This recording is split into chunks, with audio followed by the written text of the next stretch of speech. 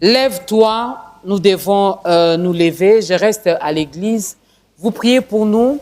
Le Seigneur nous fait grâce. On s'élève et voilà qu'on fait un pas et les choses avancent. Mais la jalousie commence au sein même de l'église.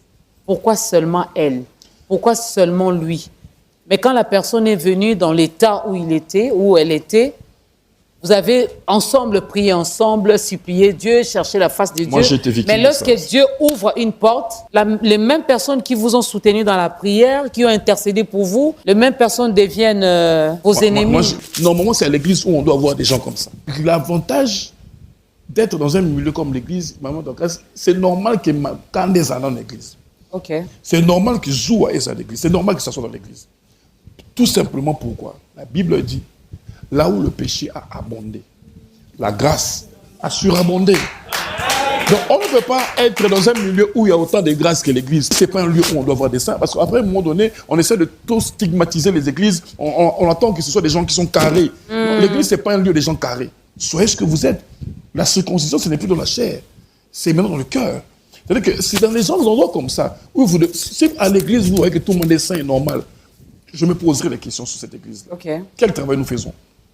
Nous avons posé une question, maman Dorcas. 120 millions d'habitants à Kinshasa. Quelle est cette église qui a 3 millions d'habitants? 3 millions de fidèles. Ça veut dire que celui qui m'a mis 10 000, c'est peu. Celui qui a 50 000 membres, non, il va tout baser belé pour évangéliser. Mais c'est qui on doit évangéliser? Les coulous, quand il vient à l'église, il veut son éducation. C'est à nous de les changer. Et non pas de les exclure pour chercher à ce que nous ayons une église bling-bling. Non.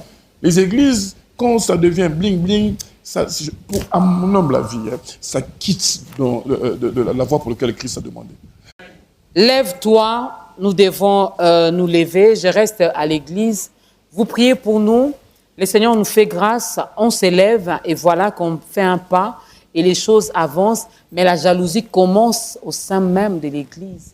Pourquoi seulement elle? Pourquoi seulement lui?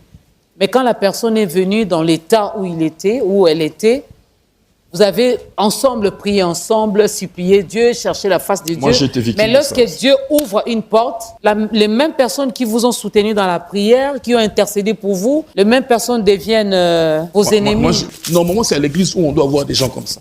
L'avantage d'être dans un milieu comme l'église, maman Dorcas, c'est normal que quand des années dans l'église. Okay. C'est normal qu'ils jouent à l'église. C'est normal qu'ils s'assoient dans l'église. Tout simplement pourquoi la Bible dit, là où le péché a abondé, la grâce a surabondé. Donc on ne peut pas être dans un milieu où il y a autant de grâce que l'église. Ce n'est pas un lieu où on doit avoir des saints. Parce qu'après, à un moment donné, on essaie